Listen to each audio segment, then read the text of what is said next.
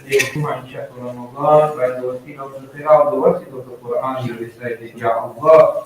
By the wasila of your Prophet in his Ahlul Bayt, we pray to you, Ya Allah, all mu'mineen, for the Shuhada, for our families and friends, grant them maghfirah ala them. Ya Allah, we pray for those who in good health, grant them shafa'ati with the Ya Allah, for the Mustadafeen and Madlumeen in different parts of the world, on this day of Jummah, we pray to you, grant them the Farah, the Yusr, ease and comfort from them. For the Taghut and the Zalimeen, Ya Allah, bihaqqi Muhammad wa Ali Muhammad, we pray to you, make all their plans become null, and why them defeat the report. Ya Allah, as we now enter into the night of prayer with Qadr, enable us to be from those who will be forgiven, and our du'as will be responded, and will be free from the fire of hell. We make dua for ulama kiram and Maraja Rizam, Ya Allah, grant them long life, good health and happiness, and they continue to guide us and protect us. And we pray for the Dajjal of Maulana Sahib al-Asri wal-Zaman, Ajalahu al-Sharif. Ya Allah, enable us to be from his Ansar and Ahwan, بحرمة سورة المباركة الفاتحة مع الصلوات. اللهم صل على محمد. بسم الله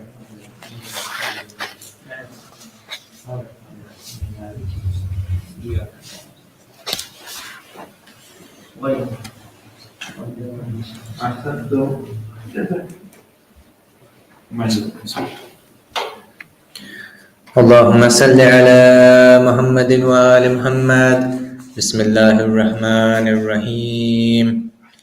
يا علي يا عظيم يا غفور يا رحيم، أنت الرب العظيم الذي ليس كمثله شيء وهو السميع البصير.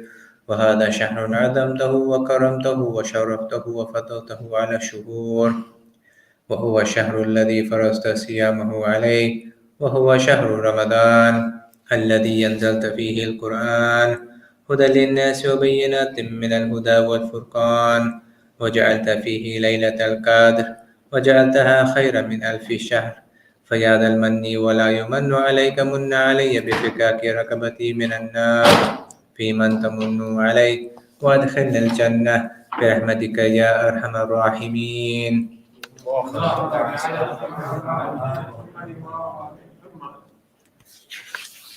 اللهم صل على محمد وآل محمد. بسم الله الرحمن الرحيم. اللهم رب شهر رمضان الذي أنزلت فيه القرآن وافترضت على عبادك فيه الصيام، صل على محمد وآل محمد وارزقني حج بيتك الحرام في عامي هذا وفي كل عام، واغفر لي تلك الذنوب العظام فإنه لا يغفرها غيرك يا رحمن يا علام. اللهم صل على محمد. اللهم صل على محمد وآل محمد. بسم الله الرحمن الرحيم. اللهم إني أفتتح الثناء بحمدك، وأنت مسدد للصواب بمنك، وأيقنت أنك أنت أرحم الراحمين في موضع العفو والرحمة، وأشد المعاقبين في موضع النكال والنقمة، وأعظم المتجبرين في موضع الكبرياء والعظمة. اللهم أذنت لي في دعائك ومسألتك، فاسمع يا سميع مدحتي، وأجب يا رحيم دعوتي، وأكل يا غفور عثرتي.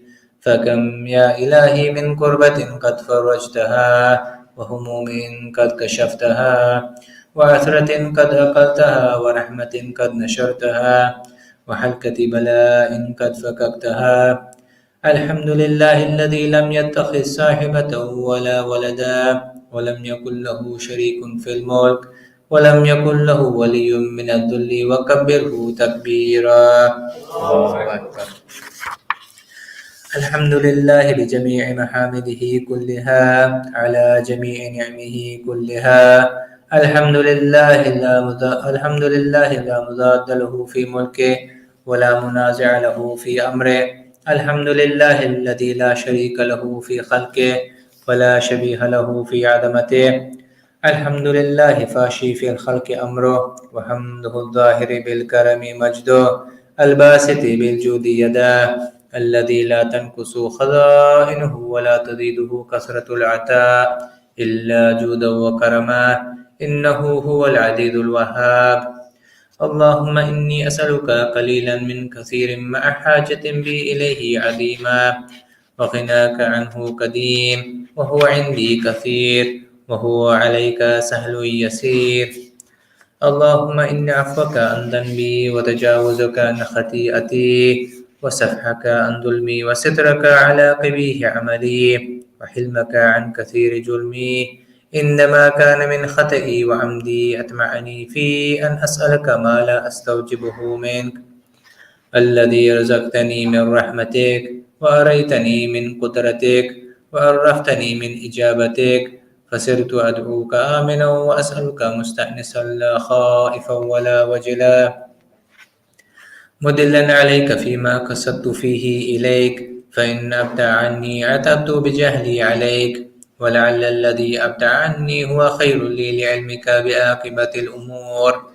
فلما مولا كريما أصبر على عبد اللئيم منك عليه. يا ربي إنك تدعوني فأولي عنك، وتتحبب إلي وأتبغض إليك، وتتودد إلي فلا أقبل منك، كأن لي التطول عليك، فلم يمنعك ذلك من الرحمة لي والإحسان إلي والتفضل علي بجودك وكرمك، فارحم عبدك الجاهل، وجد عليه بفضل إحسانك، إنك جواد كريم. الحمد لله مالك الملك مجري الفلك مسخر الرياح فالك الإصباح ديان الدين رب العالمين. الحمد لله على حلمه بعد علمه، والحمد لله على عفوه بعد قدرته، والحمد لله على طول أناته في غضبه، وهو قادر على ما يريد. الحمد لله خالق الخلق باسط الرزق فالق الإصباح ذي الجلال والإكرام والفضل والإنعام، الذي بعد فلا يرى وقرب فشهد النجوى تبارك وتعالى. الحمد لله الذي ليس له منازع يعادله، ولا شبيه يشاكله، ولا ظهير يعاضده، قهر بعزته الأعزاء، وتواضع لعظمته العظماء، فبلغ بقدرته ما يشاء. الحمد لله الذي يجيبني حين أنادي، ويستر علي كل عورة وأنا أعصيه، ويعدم النعمة علي فلا أجازي، فكم من موهبة هنيئة قد أعطاني، وعديمة مخوفة قد كفاني، وبهجة مونكة قد أراني، فأثني عليه حامدا وأذكره مسبحا. الحمد لله الذي لا يهتك حجابه، ولا يغلق بابه، ولا يرد سائله، ولا يخيب آمله. الحمد لله الذي يؤمن الخائفين، وينجي الصالحين، ويرفع المستضعفين، ويذر المستكبرين، ويهلك ملوكا ويستخلف آخرين. والحمد لله قاسم الجبارين مبير الظالمين مدرك الهاربين نكال الظالمين سيخ المستصرخين موضع حاجات الطالبين معتمد المؤمنين. الحمد لله الذي من خشيته ترعد السماء وسكانها، وترجف الأرض وعمارها، وتموج البحار ومن يسبح في غمراتها. الحمد لله الذي هدانا لهذا، وما كنا لنهتدي لولا أن هدانا الله. الحمد لله الذي يخلق ولم يخلق، ويرزق ولا يرزق، ويطعم ولا يطعم، ويميت الأحياء ويحيي الموتى، وهو حي لا يموت بيده الخير، وهو على كل شيء قدير. اللهم صل على محمد عبدك ورسولك وأمينك وسفيك وحبيبك وخيرتك من خلقك، وحافظ سرك ومبلغ رسالاتك، أفضل وأحسن وأجمل وأكمل وأزكى وأنى وأطيب وأطهر وأسنى، وأكثر ما صليت وباركت وترحمت وتحننت وسلمت على أحد من عبادك وأنبيائك ورسلك وصفوتك وأهل الكرامة عليك من خلقك. اللهم وصل على علي أمير المؤمنين ووصي رسول رب العالمين، عبدك ووليك وأخي رسولك وحجتك على خلقك وآيتك الكبرى والنبأ العظيم.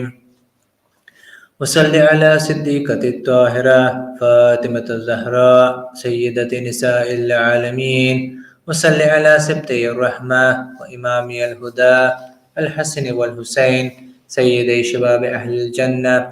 وصل على أئمة المسلمين علي بن الحسين ومحمد بن علي وجعفر بن محمد وموسى بن جعفر وعلي بن موسى ومحمد بن علي وعلي بن محمد والحسن بن علي والخلف الهادي المهدي. وجزك على عبادك وأمنائك في بلادك صلاة كثيرة دائمة.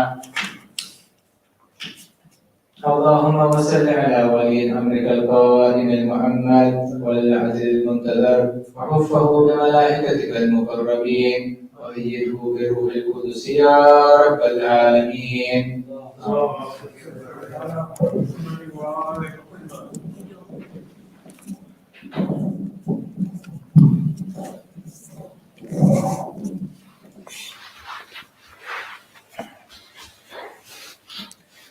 اللهم اجعله الداعي إلى كتابك والقائم بدينك، استخلفه في الأرض كما استخلفت الذين من قبله، مكن له دينه الذي ارتضيته له، أبدله من بعد خوفه أمنا، يعبدك لا يشرك بك شيئا.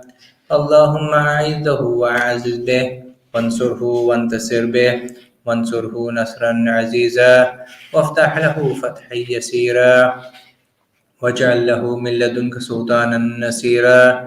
اللهم أظهر به دينك وسنة نبيك حتى لا يستخفي بشيء من الحق مخافة أحد من الخلق.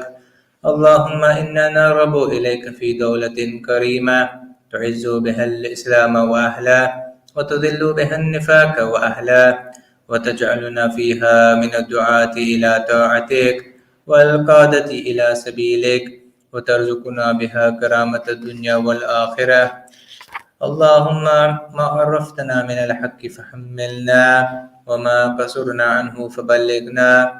اللهم المم به شعثنا، واشعب به صدعنا، وارتق به فتقنا، وكثر به قلتنا، وعدد به ذلتنا، وأغن به عائلنا، واكذ به عن مكرمنا، واجبر به فقرنا، وسد به خلتنا، ويسر به عسرنا، وبيض به وجوهنا، وفك به أسرنا، وأنجح به طلبتنا، وأنجز به مواعيدنا، واستجب به دعوتنا، وأعتنا به سؤلنا، وبلغنا به من الدنيا والآخرة آمالنا، وأعتنا به فوق رغبتنا يا خير المسؤولين وأوسع المعطين.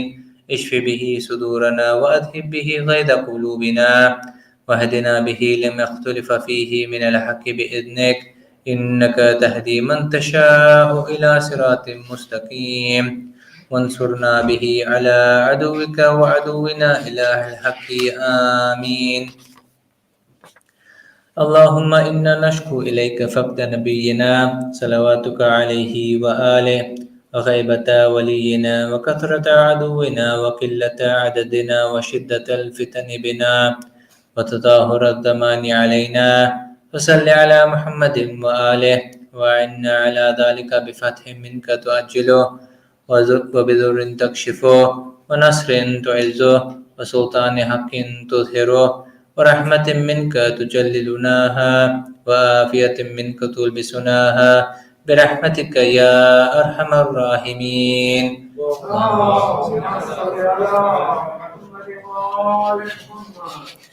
اللهم صل على محمد وآل محمد. بسم الله الرحمن الرحيم. اللهم برحمتك في الصالحين فأدخلنا، وفي عليين فارفعنا، وبكأس من معين من عين سلسبيل فاسقنا، ومن الحور العين برحمتك فزوجنا، ومن الولدان المخلدين كأنهم لؤلؤ مكنون فأخدمنا، ومن ثمار الجنة ولحوم الطير فأطعمنا، ومن ثياب السندس والحرير والاستبرق فألبسنا وليلة القدر وحج بيتك الحرام وقتلا في سبيلك فوفق لنا وصالح الدعاء والمسألة فاستجب لنا وإذا جمعت الأولين والآخرين يوم القيامة فارحمنا وبراءة من النار فاكتب لنا وفي جهنم فلا تغل لنا وفي عذابك وهوانك فلا تبتلنا ومن الزكوم والذريع فلا تطعمنا ومع الشياطين فلا تجعلنا وفي النار على وجوهنا فلا تكببنا ومن ثياب النار وسرابيل القطران فلا تلبسنا ومن كل سوء يا لا إله إلا أنت بحق لا إله إلا أنت فنجنا اللهم صل على اللهم صل على محمد وآل محمد بسم الله الرحمن الرحيم اللهم إني أسألك أن تجعل فيما تقضي وتقدر من الأمر المحتوم في الأمر الحكيم من القضاء الذي لا يرد ولا يبدل أن تكتبني من حجاج بيتك الحرام المبرور حجهم المشكور سعيهم المغفور ذنوبهم والمكفر عنهم سيئاتهم وأن تجعل فيما تقضي وتقدر أن تطيل عمري في خير وعافية وتوسع في رزقي وتجعلني ممن تنتصر به لدينك ولا تستبدل بي غيري أعوذ بجلال وجهك الكريم أن ينقضي عني شهر رمضان أو يطلع الفجر من ليلتي هذه ولكاكب لي تبعة أو ذنب تعذبني عليه اللهم صل على اللهم صل على محمد وآل محمد بسم الله الرحمن الرحيم اللهم أدخل على أهل القبور السرور اللهم أغني كل فقير اللهم أشبع كل جائع اللهم اكس كل عريان اللهم اقض دين كل مدين اللهم فرج عن كل مكروب اللهم رد كل غريب اللهم فك كل أسير اللهم أصلح كل فاسد من أمور المسلمين اللهم اشفي كل مريض اللهم سد فقرنا بغناك اللهم غير سوء حالنا بحسن حالك اللهم اقض عنا الدين وأغننا من الفقر إنك على كل شيء قدير اللهم صل على محمد سورة المبارك الفاتحة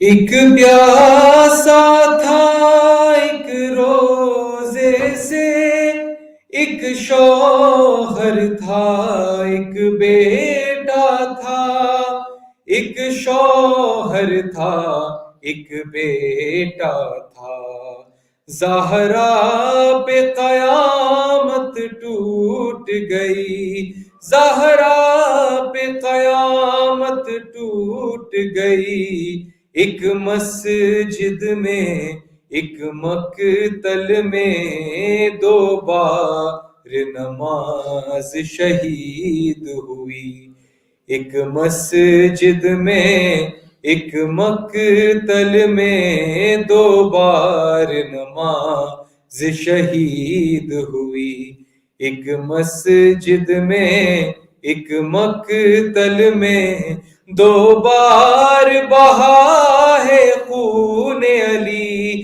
دو بار بہا ہے خون علی ایک مسجد میں ایک مقتل میں دو بار نماز شہید ہوئی ایک مسجد میں ایک مقتل میں دو بار نماز شہید ہوئی ایک مسجد میں ایک مقتل میں ایک بنت علی کا بابا تھا ایک باپ کے جیسا بھائی تھا، ایک باپ کے جیسا بھائی تھا، دو بار یتیم ہوئی بی بی، دو بار یتیم ہوئی بی بی، ایک مسجد میں ایک مقتل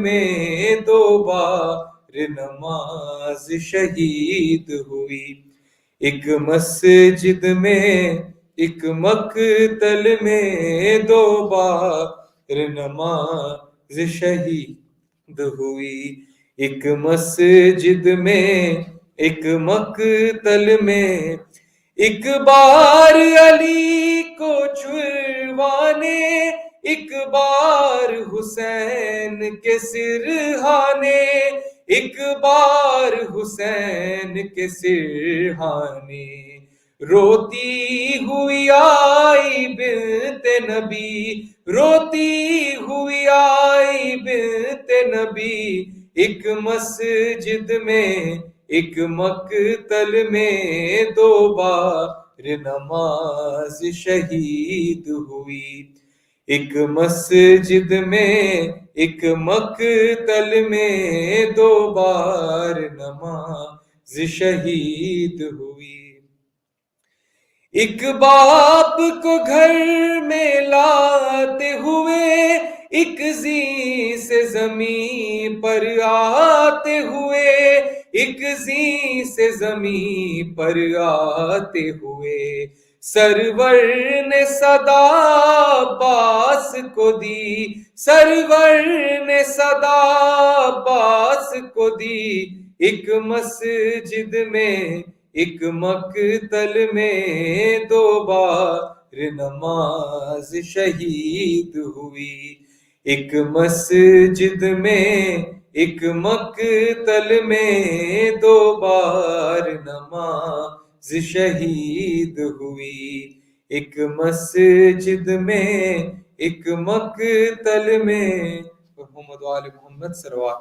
اللهم صل على محمد وآل محمد.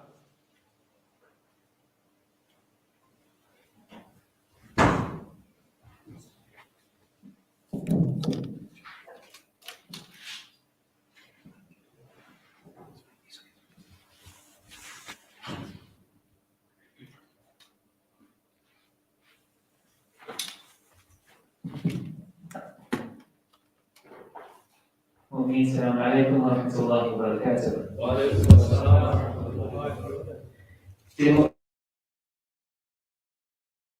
Our condolences firstly to the Imam of our time, of the Shahadat, our first holy Imam, Amir al-Mu'mineen, Imam Ali ibn Abi Talib alayhi salam.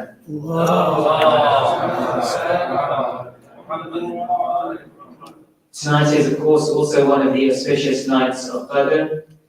Before we continue with the Majlis, can I request all Mu'mineen to recite Surah al-Fatiha for all Marhumeen, Surah al-Mubarakah al-Fatiha.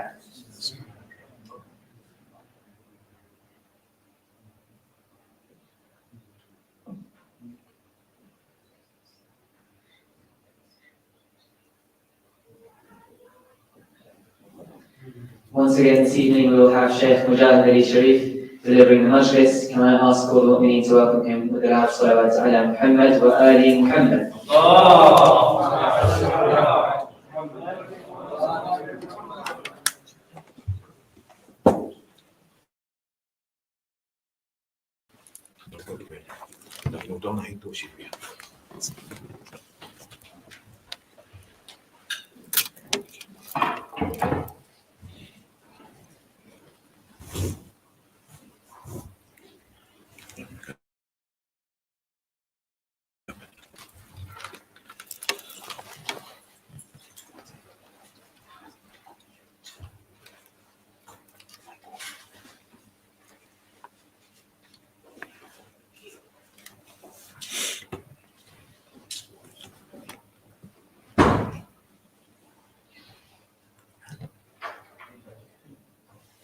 الفاتحة. بسم الله الرحمن الرحيم.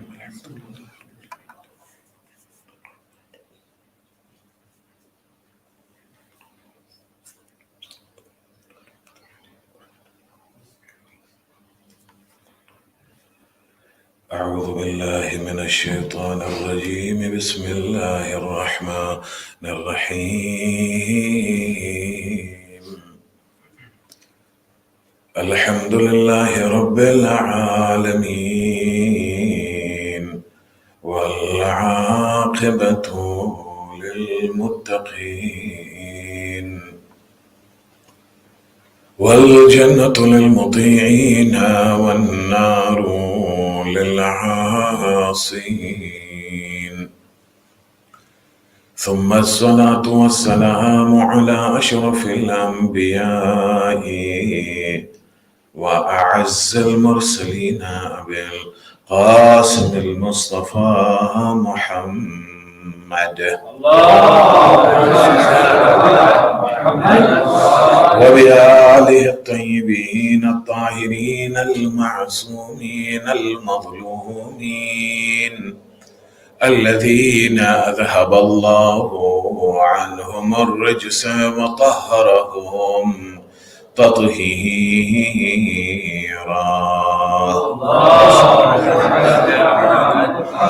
أما بعد فقد قال رسول الله صلى الله عليه وآله زينوا مجالسكم بذكر علي بن أبي طالب فإن ذكره ذكري وذكري ذكر الله وذكر الله عباده صدق رسولنا الكريم. Please recite salawat.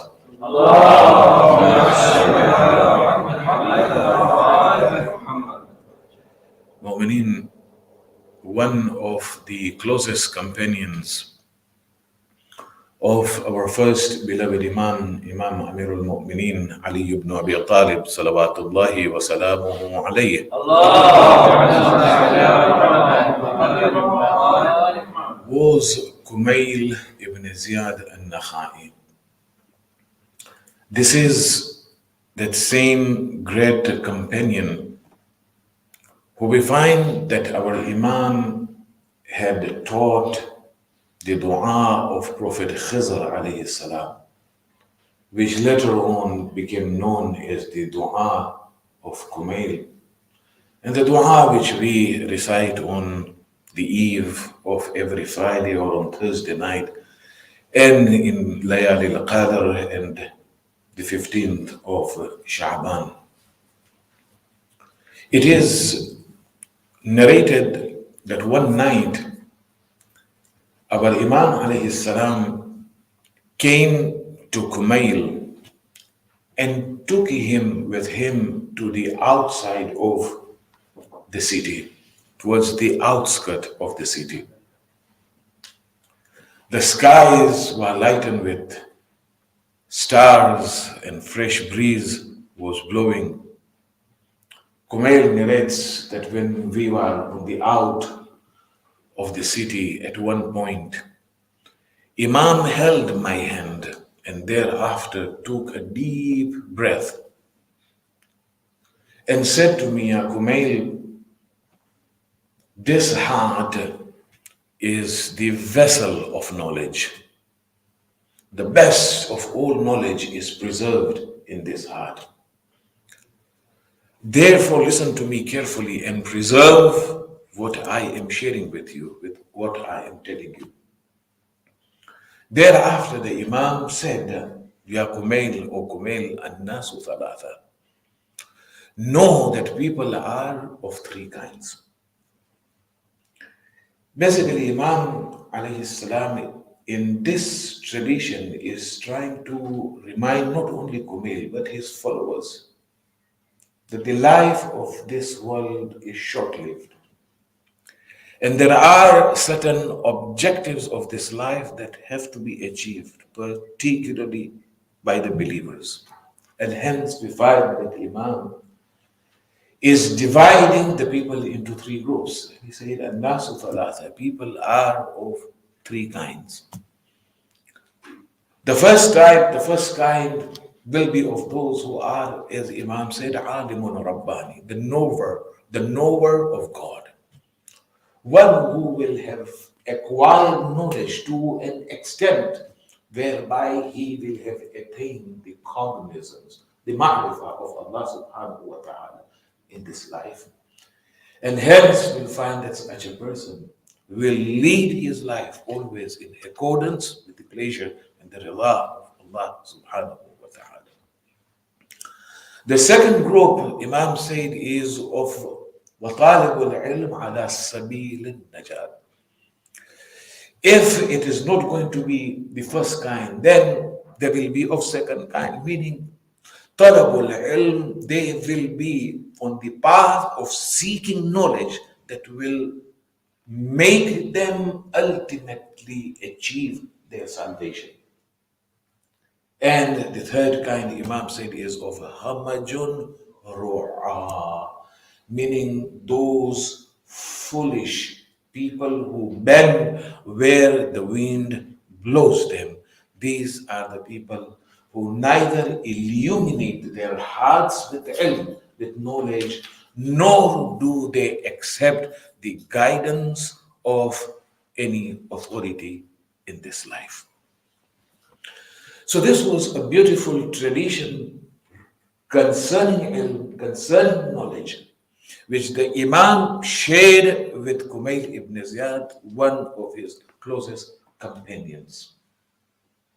Mu'mineen, in these days, we are commemorating the martyrdom of this great personality of Islam. There is no way one can talk or write about him without mentioning his profound knowledge practically about everything in this life.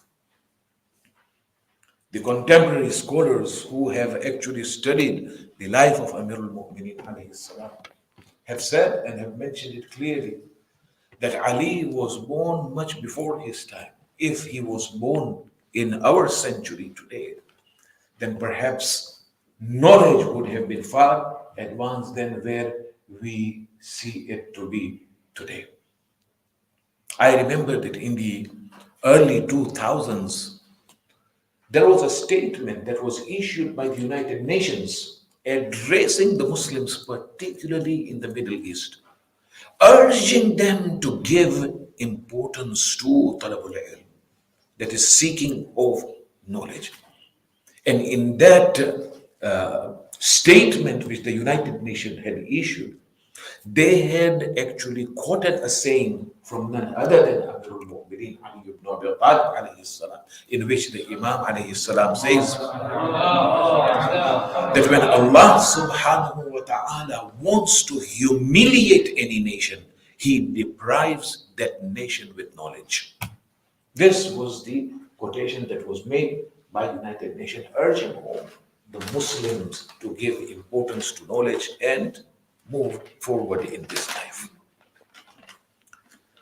Imam Ali alayhi salam, one of the characteristics of this great personality was his profound knowledge. And let us look at some of the traditions, some of the narrations regarding his ilm, regarding his knowledge. The most famous of those traditions, which we all know of and we have heard time and again, is a tradition from Rasulullah sallallahu alayhi wa alihi wa sallam, in which he says, "Ana madinatul ilm wa aliyun babuha." I am the city of knowledge, and Ali is its door, is its gate. فَمَنْ أَرَادَ الْمَدِينَةَ وَالْحِكْمَةَ فَلْيَأْتِهَا مِنْ بَابِهَا. Therefore, one who desires entry into this paradise and wishes to benefit from this wisdom, then he must come through its gate, and that is Ali bin Abi Talib. A very famous tradition. We will see that some Muslims were very unhappy with this tradition, and they felt that Imam Ali alayhi salam is being given superiority over their favorite companions. So they literally fabricated similar traditions trying to boost the image of some of the companions of Rasulullah. Hence, we find that this tradition is very famous in their books, in which they say that the Prophet has said, which he is not, that I am the city of knowledge, Ali is its gate, such and such is its roof, and such and such and such and such companions are the windows of the city. I usually, when I come across such traditions, I am amused. You see, that even if they wanted to lie, at least they should have had some skills of lying so that they are not caught. Perhaps they could have learned something from Boris Johnson or Rishi Sunak, ultimately when they were caught in their lies. You say, how can it be possible? It's only the houses normally that have windows and roofs, isn't it? Whereas the cities, particularly in those days, in the early days, the cities had their own gates through which people entered, and the government officials actually kept their soldiers on those gates to ensure that no wrong people entered the city. So the beautiful hadith of the Holy Prophet is Madinatul Ilm. I am the city of knowledge. Wa Aliyun Babuha, and Ali is his gate. There are no windows of this city, there is no roof over that city. Ibn Shahr Ashub in his Manaqib has reported from Abdullah ibn Mas'ud, who says that one day we were in the presence of Rasulullah sallallahu alayhi wa alihi wa sallam. And he was talking to us about the knowledge of Ali when he said that wisdom has been divided into 10 parts. Hikmah, wisdom has been divided into 10 parts, out of which 9 parts have been given to Ali. And only 1 part has been distributed amongst the people. And then the Prophet said that even in that, Ali has more knowledge than the others. This is the knowledge which Allah subhanahu wa ta'ala has bestowed upon Imam Ali alayhi salam. Where did he acquire this ilm from? Where did he get this knowledge from? One of the issues that is under discussion between the scholars is whether the Holy Prophet was literate or he was illiterate, isn't it? Whether he knew how to read or write. Because the term ummi has been used in the Holy Quran. Ummi, literally in Arabic, refers to a person who can neither read nor write. Such a person. And Allah is saying, هُوَ الَّذِي بَعَثَ فِي الْأُمِّيِّينَ رَسُولًا مِّنْهُمْ, and it is he who has sent from amongst the ummiyin. The translation that is being given for ummiyin is amongst the illiterates, people who could not read and write. He has brought a message, but this is under debate, is under discussion. Ayatollah Nasir Makarim Shirazi in his tafsir has discussed several matters to prove that this is not the case. Okay. Ummi, if the Rasulullah, the term Ummi can also refer to Qura, the area which the Holy Prophet was residing in, and it's a bahath we do not want to get into. But ask anybody that we hear so much about Ali bin Abi Talib and his knowledge. There is no way one can write or talk about this personality without touching on his profound knowledge. Where did Ali get his knowledge from? Where did he get? Ali in his life, not only that he had knowledge, but he knew how to read and write. Isn't it true? He knew where.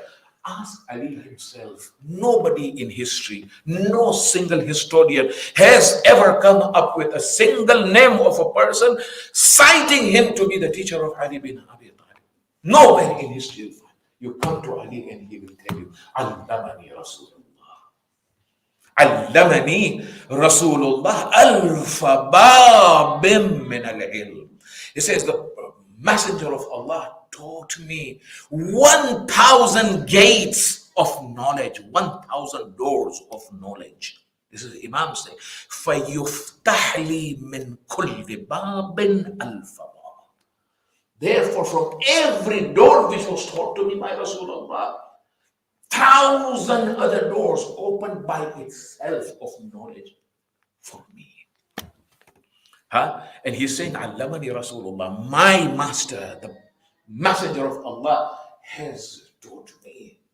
So Didn't the Prophet know how to read and write? Was he lacking in this knowledge? No, he was not. Certainly not. The only thing is that he never read or wrote. This is what some of the ulama says. For a reason. It's not that he didn't know. For a reason. The reason was the Quran. The reason was the Quran was being revealed. So nobody could point at him and say that he is the one who has concocted this Quran. He has made up this Quran. And he is what? Even after knowing, according to them, that he cannot read and write, they used to call him Sha'irun Majnoon, that he is a great poet and he is an insane person. Imagine if they knew that he could read and write, what not they would have said against the Holy Quran.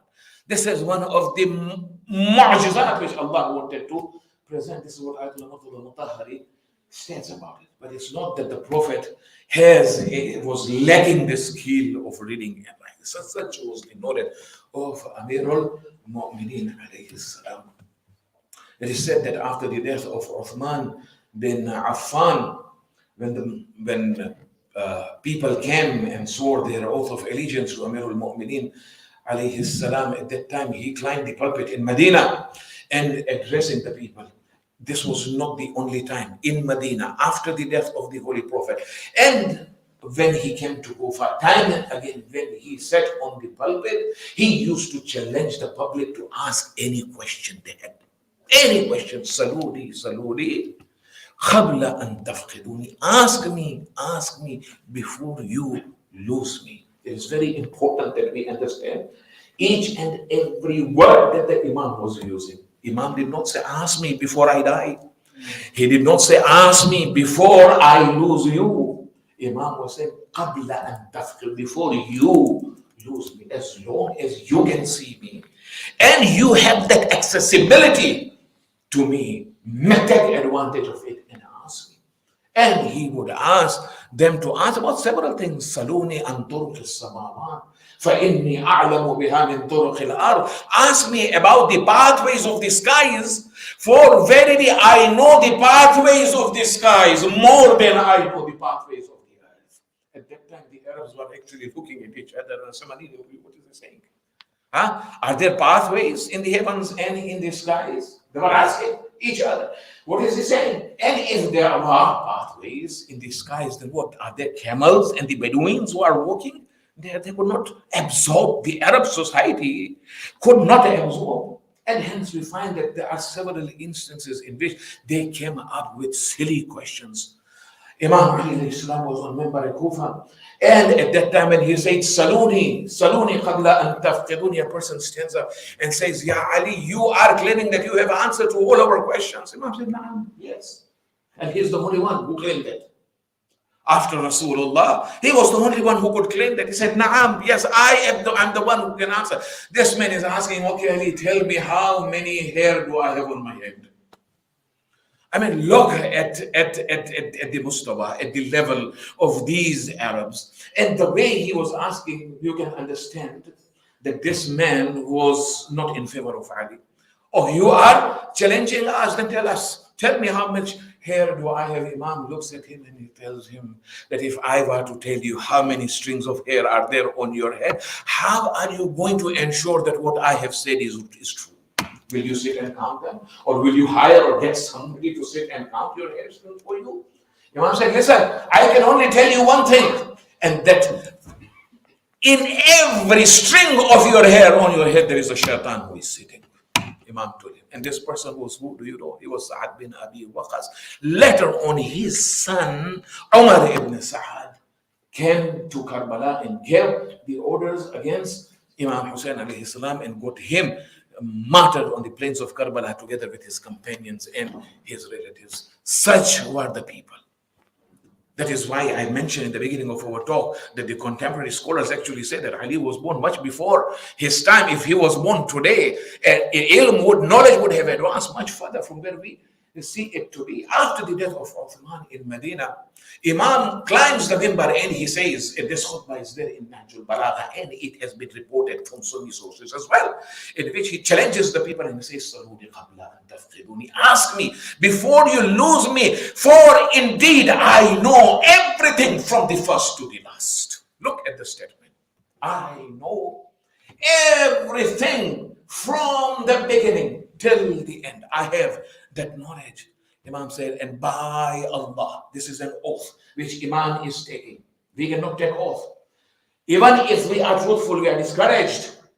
Lest there is an iota of lie in that, we shall be held responsible. This is Amirul Mu'mineen saying, by Allah, if I were to rule upon you, I will judge the people of Tawrat according to Tawrat, the people of Zabur according to Zabur, the people of Injil according to Injil, and the people of Furqan according to Furqan, in such a way that these scriptures would testify before Allah and say, Ya Allah, Ali judged according to you.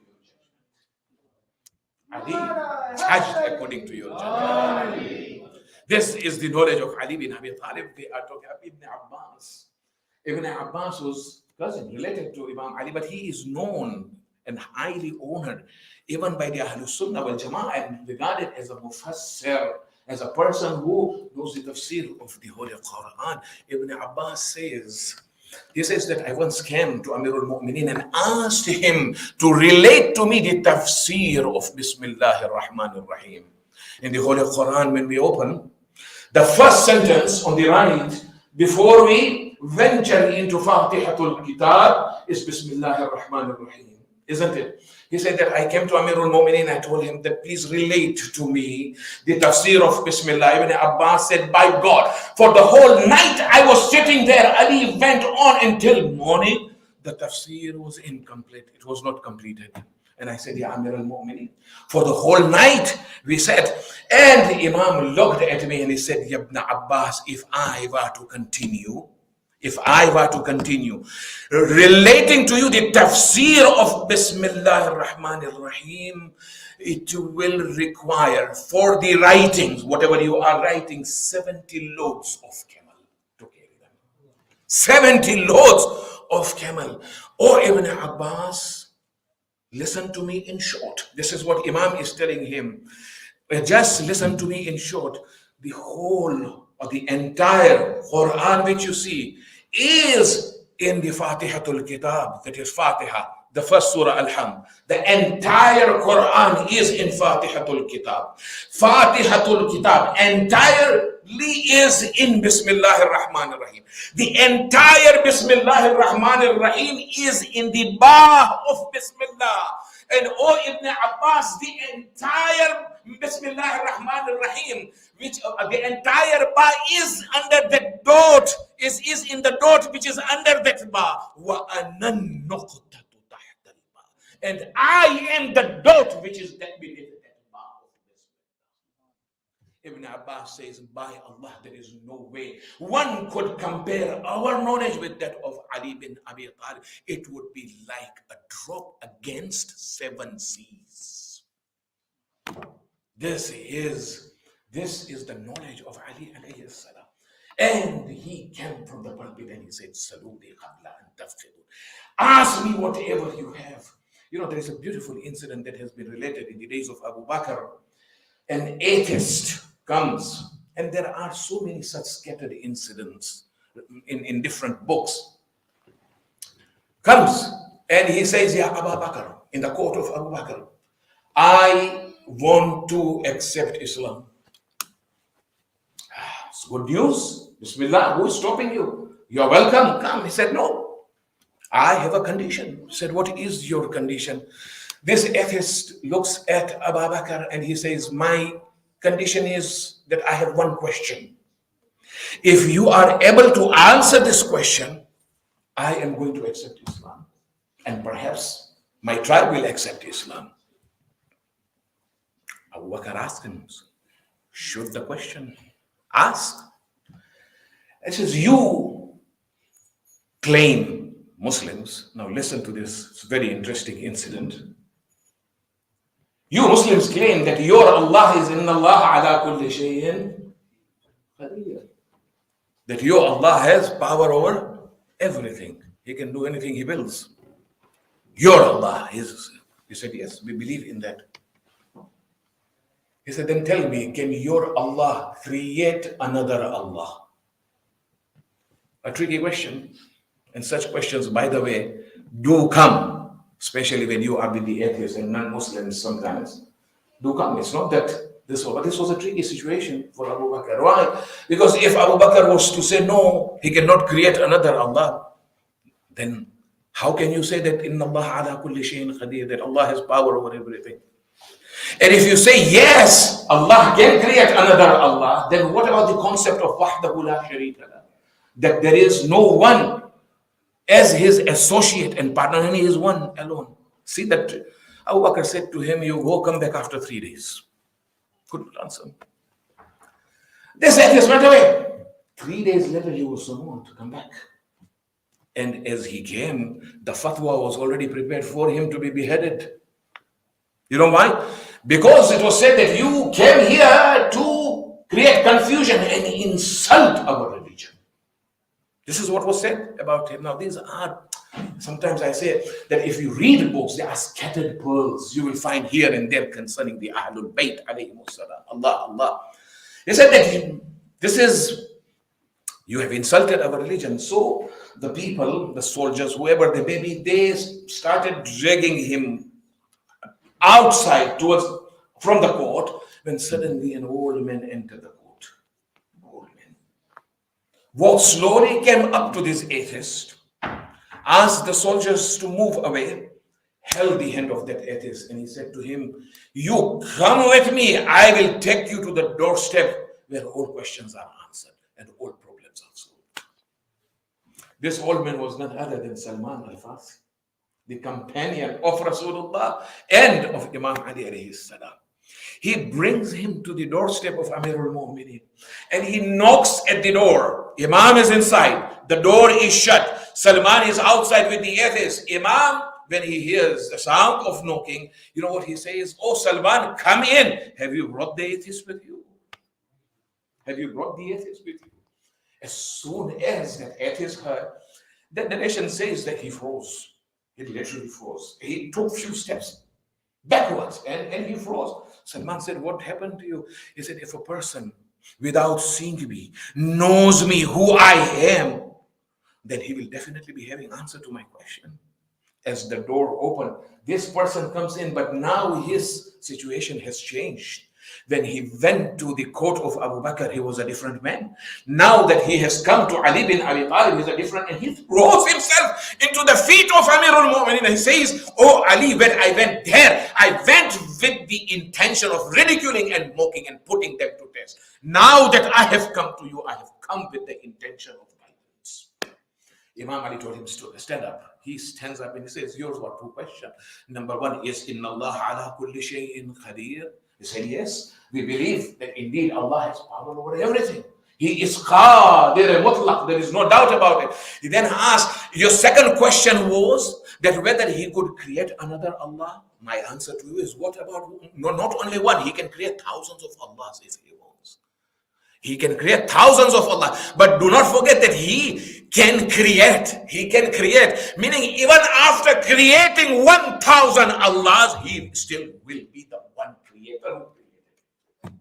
Nothing changes. This is the Dawah Saluni which Amirul Mu'mineen was, and the knowledge which he had, and he used to tell Kumayr, Ha huna ilmun jabba. This is the place which is the heap of knowledge, is the vessel of knowledge, the best of ilm that has been preserved. Two things. Today, alhamdulillah, I have time. I was given the member 10 minutes before my time. Thanks to the Jamaat for that. I hope it antosha. It will be enough. But nevertheless, there are two things which I would like to share with you before I come into Masail. One is, this is the personality, Amirul Mu'mineen. We have Qur'an. This is the month of Qur'an, isn't it?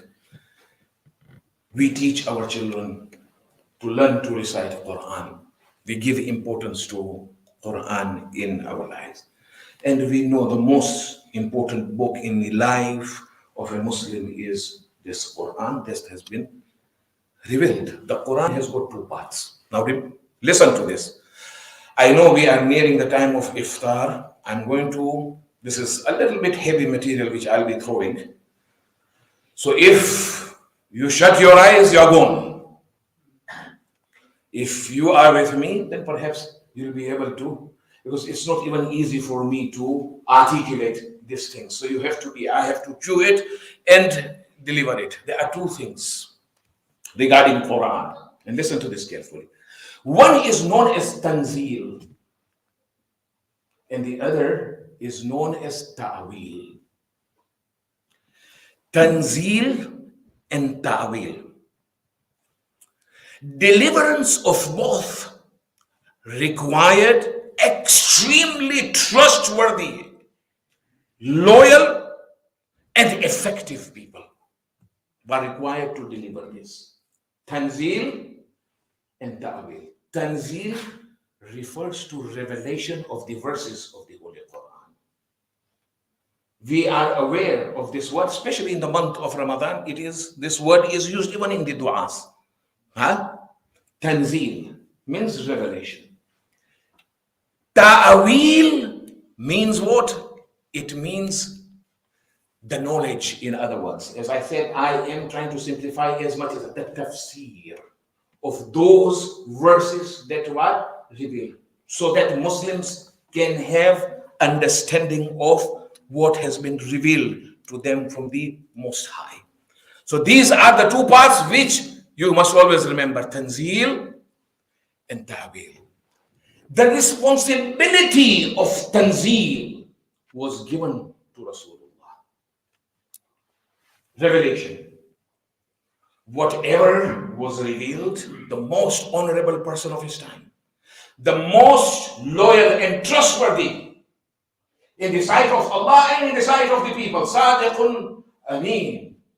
And not only that, the most effective person in delivering the verses that were being revealed to the people as a medium in between. Are you with me?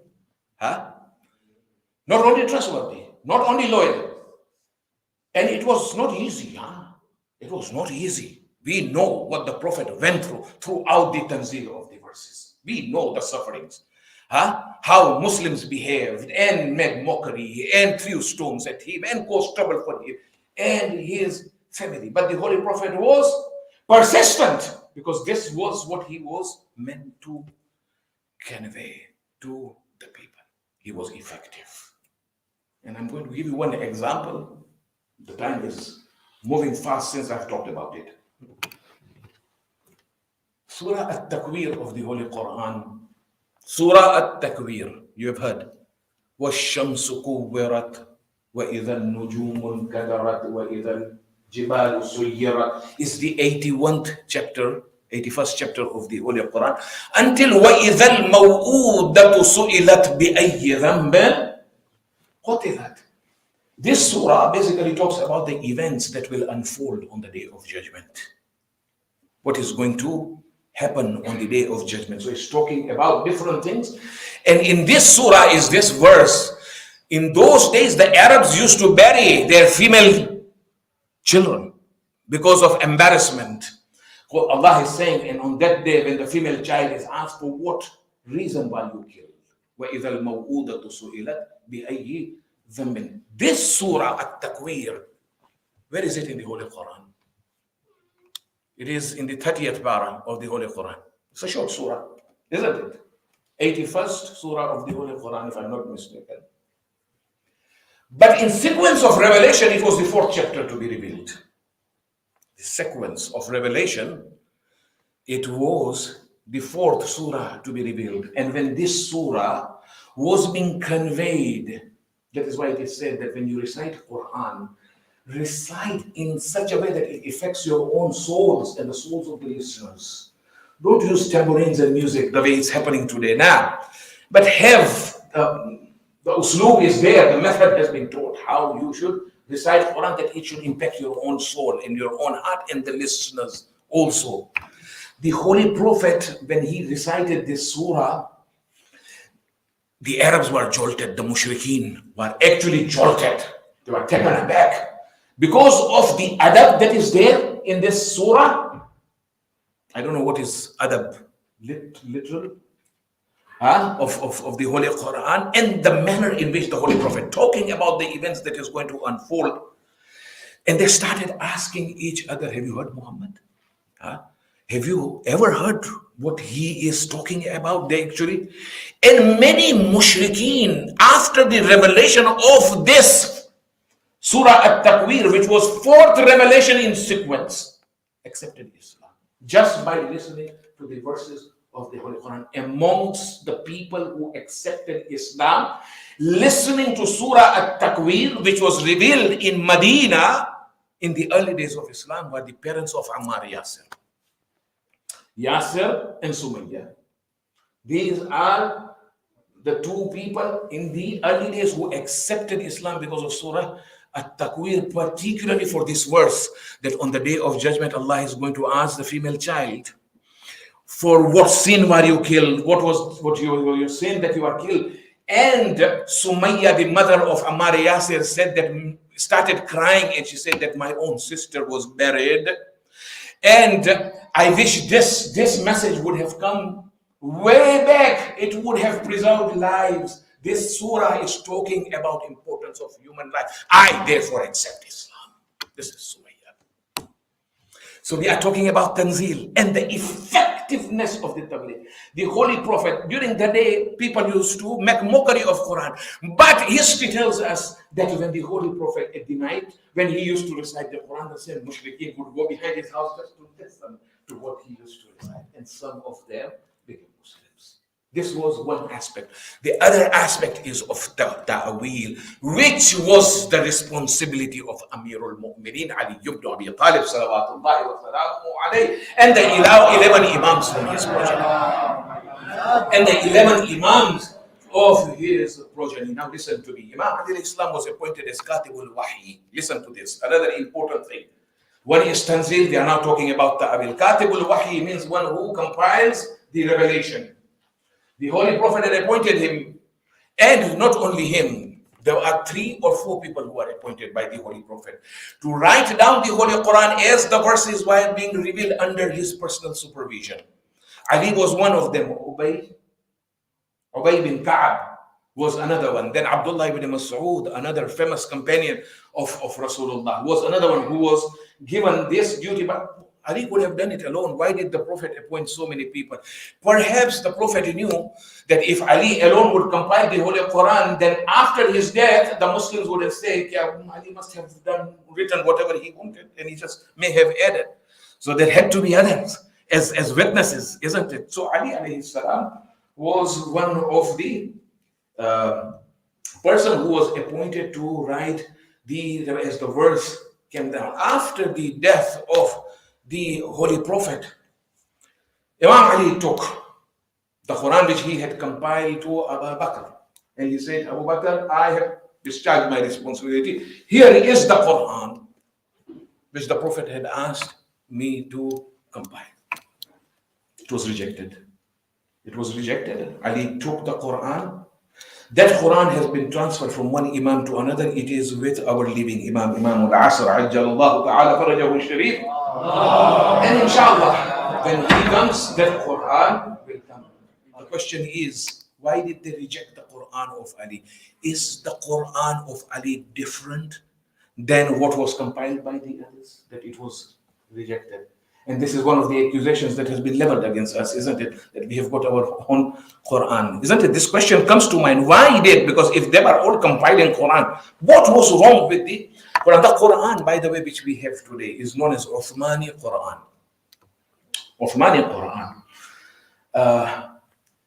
Imam Ali alayhi salam, after the death of Uthman, when the Muslims brought this Quran to him and asked him, he looked at it and he said that all I can say about this Quran is that everything that was revealed by Allah subhanahu wa ta'ala is in it. He said, all is in it. However, it is not in its sequence. That's it. So it is acceptable. Everything, nothing has skipped, everything is there.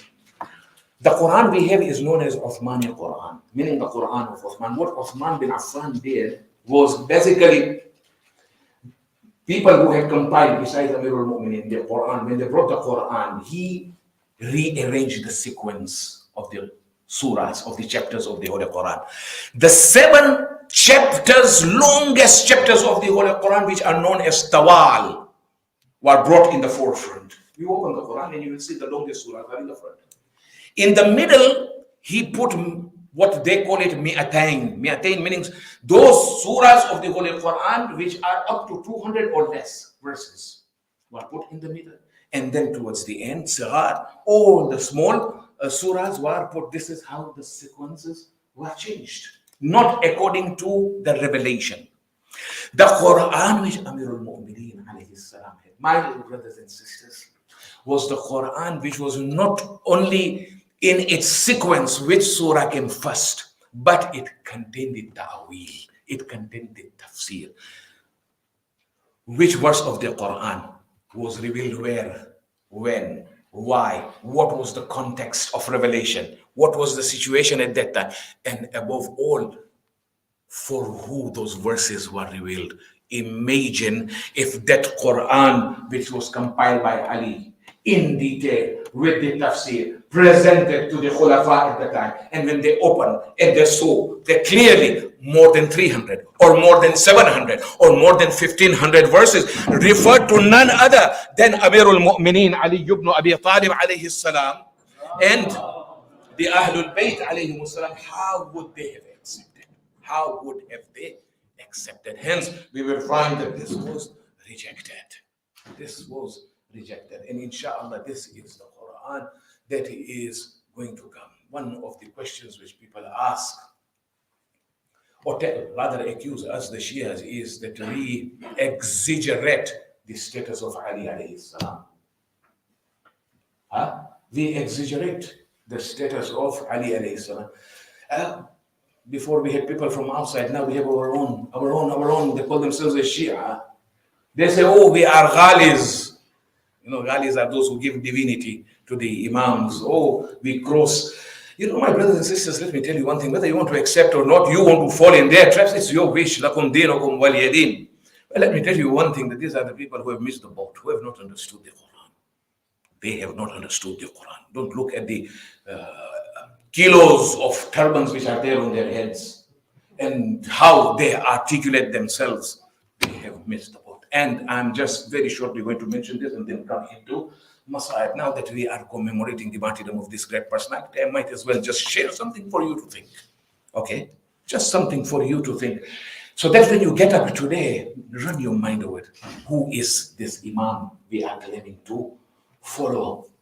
Prophet Sulaiman alayhi salam was granted with a massive kingdom on this earth. We know it was not possible for anybody to have the kind of kingdom which Sulaiman had.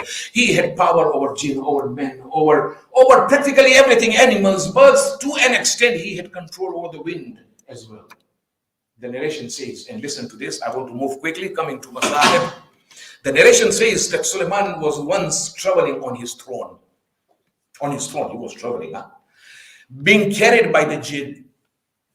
He had instructed the birds to provide him with shade with their wings. So they all came and opened their wings, flying over the head of Sulaiman. These are the things we can only fantasize, isn't it? This was the Qadr Allah had given. And he is flying on his throne wing, but he had said to the birds, beware. Not a single ray of the sun should hit my face. If it's going to, then it's going to be a problem. He was not arrogant, by the way. He was a prophet of Allah. He must have done that with a purpose. So he was going, being shaded, and suddenly a ray of sun fell on his face. And immediately Sulaiman said, who is responsible for this? So the bird said, it is Hudhud. We have heard about Hudhud. The hoopoe or hoopoe, the bird which is known as the hoopoe, Hudhud. They said, it has strayed. It was amongst the birds, but it had strayed. And that is what caused that hole. And the rain reached. They said, he better have an excuse. Otherwise, I'm going to punish Hudhud severely لَأَذْبَحَنَّهُ, Quran says, and he slaughtered it. Hudhud came back and said, Ya Nabi Allah, I'm really sorry, I strayed. But I have come to you with news of Sabah. Sabah was a place. There is a place where they are being ruled by a woman. Listen to this carefully. They are being ruled by a woman. A woman is her queen. They have been given everything in abundance, and her throne is magnificent. The only problem with them is that they are worshipping the sun. They do not worship Allah. When Sulaiman heard this, he said to the bird that I will have to find out if what you are saying is true, or you are just giving an excuse to divert my attention. So I'm going to give you a letter. Go and drop it to the queen. Now this queen is known as Queen of Sheba. To us, she is Bilqis. Okay? So you go and drop it to her, and then let us wait and watch what's happening. The letter was dropped by Hudhud, and Hudhud returned. And in that letter, Sulaiman had written, Bismillahir Rahmanir Rahim. I invite you to submit yourself to Allah subhanahu wa ta'ala. He was the Prophet of Allah. When the Queen of Sheba received this letter, she immediately conferred with her people, the most wise people of her kingdom. And she said, see, this is from Sulaiman, and this is what he has written, that we should submit, otherwise he's going to attack us. And we know in al-muluka idha dakhalu qaryatan afsaduha, if the kings enter any village, they cause a lot of fasad. They destroy so many things, and honorable people are disgraced. So what do you suggest? How should we deal with Sulaiman? They said, send some gifts to him to show hand of friendship. So a delegation was sent with some gifts to Sulaiman. Sulaiman saw, and he was furious. He said, what is this you have brought for me? Look, what my Lord has given to me is better than what you are offering to me. Take it away. I don't want. What I want from you and your queen is submission to Allah. Khalas, nothing else. As the delegation left. Now, this is the important point which we have to understand. Sulaiman turned and he said that who is going to bring the throne of Bilqis to me? This is now Quran. Huh? Who is going to bring the throne of Bilqis to me? قال إفريت, Quran says, من الجن أنا آتيك به قبل أن تقوم من مقامك. Ifrit from amongst the jinn, could be his name, a prominent jinn, or an ambassador from amongst the jinn, said, I am going to bring the throne to you, O Sulaiman, before you even get up from your throne. Why? Because I am Qawiyun, I am strong and I'm trustworthy as well. Sulaiman laughed and scoffed at him, said, this is too late. That you bring the throne, is there anybody who can bring it earlier? And now the Quran says, وَقَالَ الَّذِي عِنْدَهُ عِلْمُ الْكِتَابِ عِلْمٌ مِّنَ الْكِتَابِ. And then a person was sitting there who had only ilmun min al-kitab. Listen to this. Only part of the knowledge of the book. Which book are you talking about? I was actually reading into it, and I referred to some great scholars, and they told me this book is a special book. It's not Quran. It is not the books that have been revealed. This is a special knowledge Allah endows only to the pure souls. And this person was in the kingdom of Sulaiman, having only partial knowledge of the book. Said, I am going to bring him before twinkling of an eye. Before you even twinkle your eye. And before that, the throne was there. He completed, the throne was there. And not only throne, Bilqis was still sitting on it. And Bilqis was in state of shock.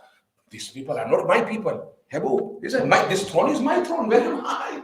And that is when she was informed that she is now in the kingdom of Sulaiman. To cut the story short, we do not want to go into details. Bilqis, together with her people, submitted to Allah subhanahu wa ta'ala. Sulaiman married Bilqis. And then the story continues. We do not want to go into details. What I'm trying to tell you is, in this story, which is mentioned in the Holy Quran, Allah subhanahu wa ta'ala says what a person who had ilmun min al-kitab, had knowledge, some knowledge of the kitab, of the book, could bring the throne of Sulaiman within twinkling of an eye. What could be said about the power and status of a person who had ilmul kitab? the knowledge of the entire book. I am not saying that Ali had that entire Quran. He's saying in Surah Ar-Ra'd, Allah subhanahu wa ta'ala tells his prophet that وَيَقُولُ الْكَافِرُ لَسْتَ مُرْسَلًا, and the disbelievers tell you that you are not the messenger. They are denying. They are saying that you are not the messenger of Allah. Tell him, Kafa billahi bayni wa baynakum shahida. Allah suffices as a witness that I am his messenger between you and me. Waman indahu ilmul kitab. And he testifies who has got the knowledge of the book. Not min al kitab, but ilmul kitab. Abu Sa'id Khudri says that I asked Rasulullah that who is the person there at the time of Sulaiman who was given ilmun min al-kitab. He said, Zaka wasiyu akhi Sulaiman ibn Dawood. That was the successor of my brother Sulaiman ibn Dawood. And when I asked him, who is this person? You have said that he possesses ilmul kitab. He said, Zaka akhi Ali ibn Abi Talib. That is my brother Ali ibn Abi Talib. Imam al-Sadiq alayhi salam was asked, who was that person who had that ilmun min al-kitab at the time of Sulaiman? Imam said he was the successor. He was not the prophet. So that means if Sulaiman had wanted, he could have done himself. He had more knowledge. Why did he do that? Imam said because he wanted to bring the status of his successor before the people so that they realize an ordinary prophet who is not even amongst ulil azm, such a power is bestowed upon his successor. What about Khatamun Nabiyyin Muhammad sallallahu alayhi wa alihi? His successor would be an ordinary person. His successor. This is the successor today lying on the bed. And this is the last night of his life. Allahu Akbar. People have not realized the status of Amir al-Mu'mineen alayhi salam. He was struck with that poisonous sword by Abdul Rahman ibn Muljim, and he was brought to his house. It is said that when he was being carried to his home from the masjid, at one side was Al-Hasan, on the other side was Al-Hussein, and on near his feet were his other children, Muhammad al-Hanafiya and Abbas. They were all carrying him. When they reached near the house, Imam Ali turns towards Hassan and says, "Oh Hassan, please bless me now and tell all these people to go away to their work and to their homes." He said, oh father, but they are here for you. He said, no, because I know my daughters Zainab and Kulthum will be standing at the door waiting for me, and when they see me in this condition they will cry. Oh Hassanain, I do not wish the sound of their wailing and weeping should reach anybody who is na mahram. And people are sent back. As Ali is carried to the door of his house, at one point again he says, oh Hassan Hussein, stop carrying me. Instead, allow me to walk with your help. At one side was Hassan, on the other side was Phil. He said, I do not want Zainab to see me in this condition. As he enters the house, Zainab and Kulthum look at the status of their father and they begin to cry. This is Fateh Khaybar. This is Fateh Ahad. And once Imam looks at his daughters crying, he begins to cry as well. And I do not know how these 2 days passed with Imam in this condition. It is said that a doctor was brought to assess the wound which was inflicted on the head of Amir al-Mu'minin.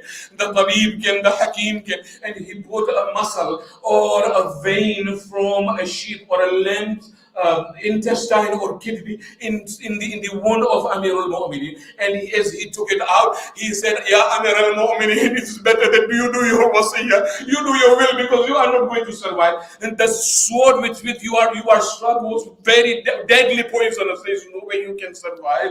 Imam Ali alayhi salam, when he heard this, he gathered the family members of his family and started doing his wasiyah. Hassan and Hussein were there, they were also crying. The doctor had also mentioned, he had said that we cannot do anything for your father. Your father is not going to survive. However, if you want to ease his pain, the only way out to this is that give him as much of milk as possible. Mu'mineen, I do not know how did this word go outside.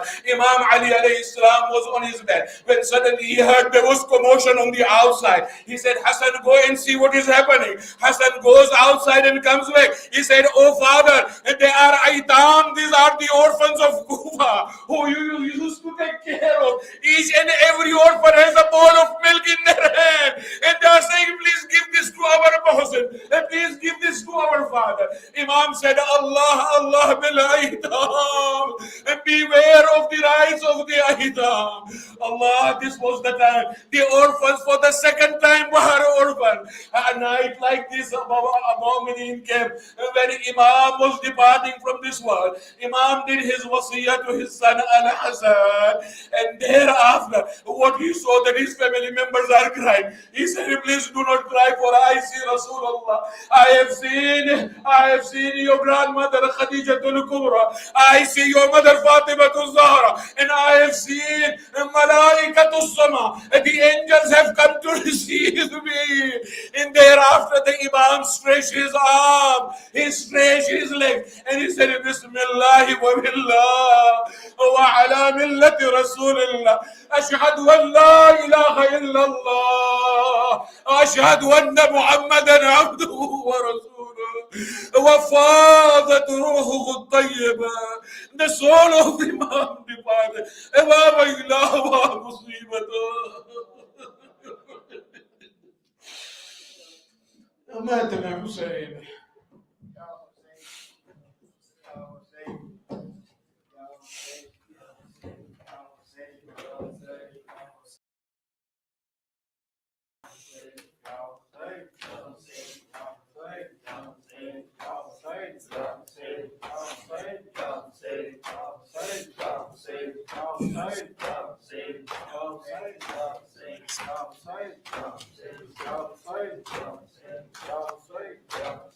رو رو کے علی کیوں لیتے ہیں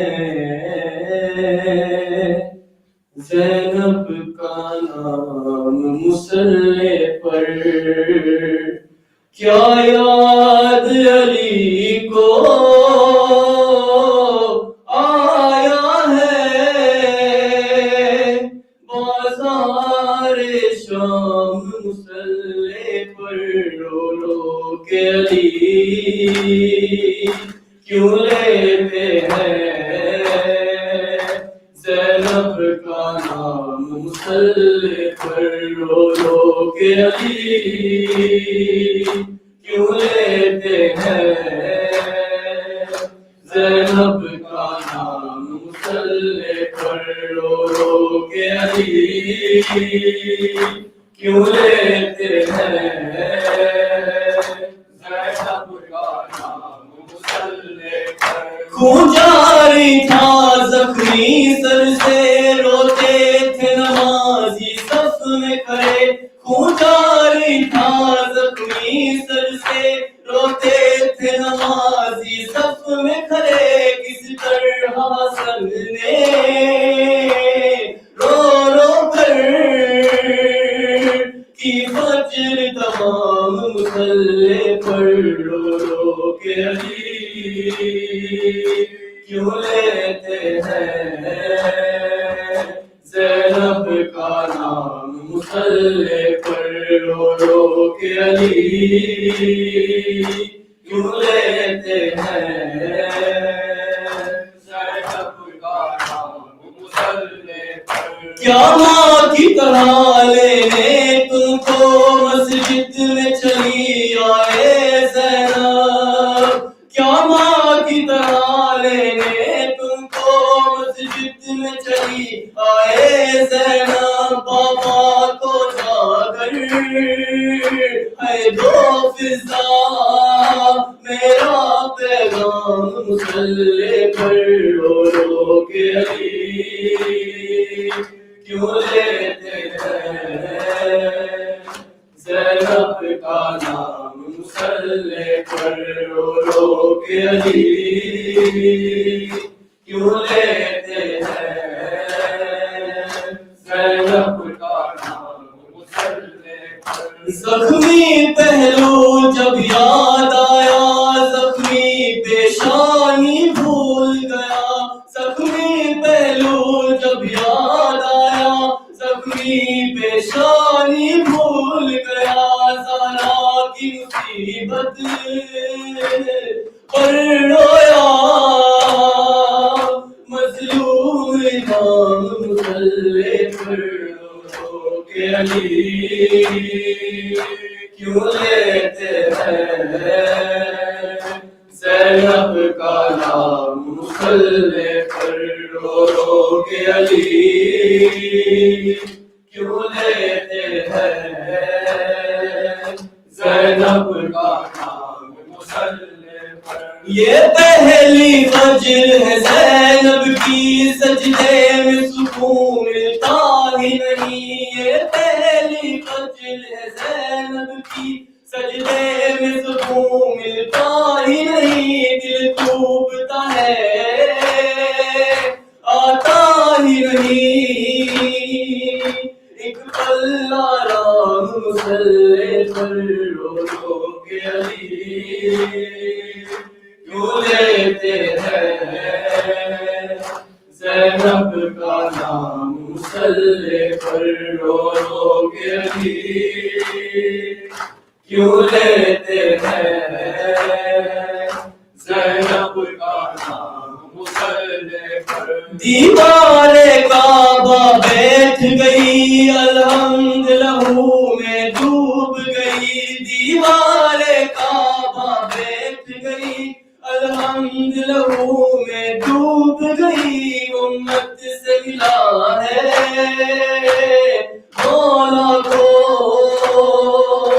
کیسا انعام مصلی پر رو رو کے علی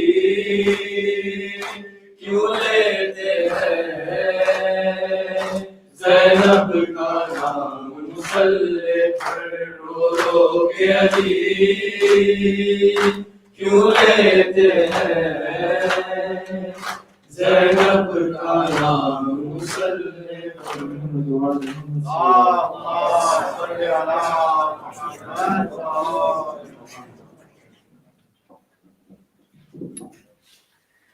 If you please kindly take your seats for a brief announcement before we commence with Adhan. Tonight's Iftaar has been sponsored for the Side Thawab of Marhuma Qurbani Arifi and all Marhumeen of Arifi family. For these Marhumeen, please I request all Marhumeen to recite Surah Al-Mubarak and Al-Fatiha.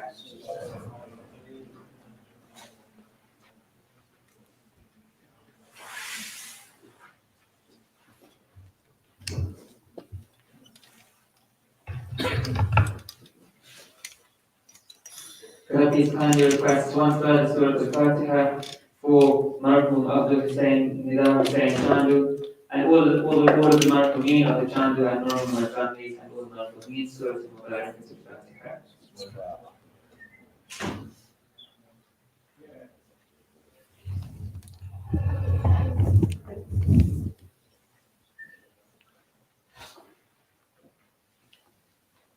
Please note, inshallah, we will be commencing the Amaal program after the main program this evening at 10 p.m. inshallah. A polite request for me to be mindful of this during Iftaar time so that we can commence the Amaal program promptly at 10 p.m. Yes, also after Iftaar, take the opportunity to recite the Surah Salah for Lailatul Qadr. Then it will enable us to commence the Amaal program, the remainder of the Amaal program at 10 p.m. inshallah. Jazakumullah khair. Inshallah we'll now have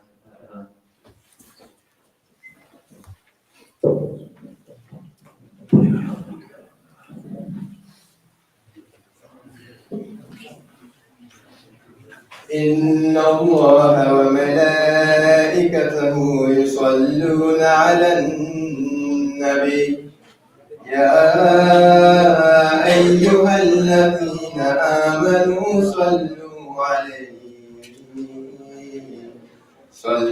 عليه وسلموا تسليما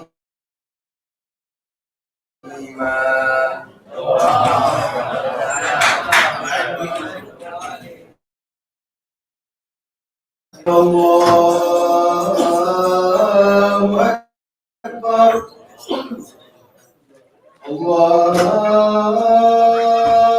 أكبر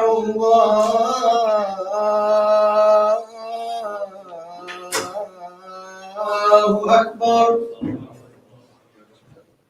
أشهد أن لا إله إلا الله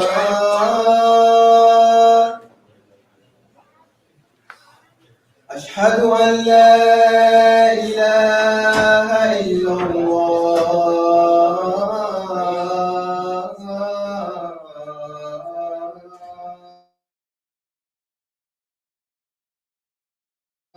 أشهد أن محمدا رسول الله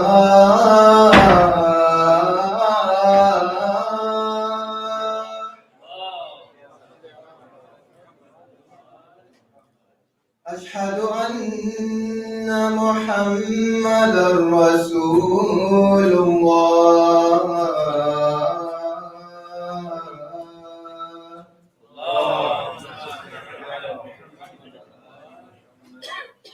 أشهد أن عليا ولي الله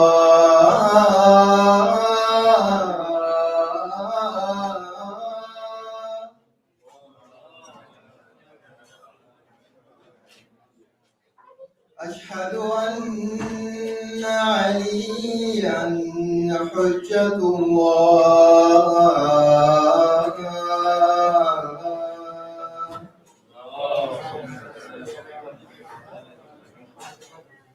حي على الصلاة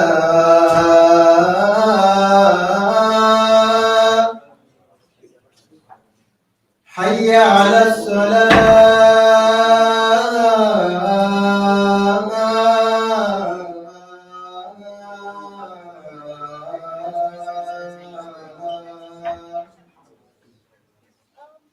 حي على الفلاح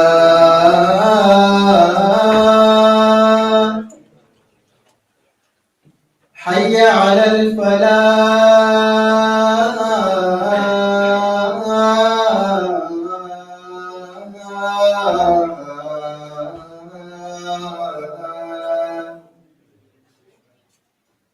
حي على خير العمل حي على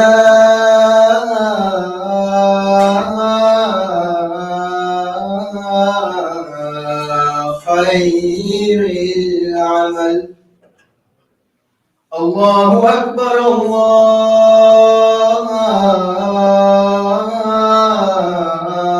الله أكبر لا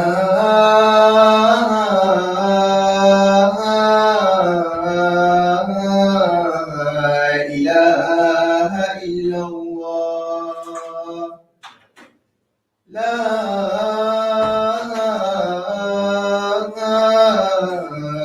إله إلا الله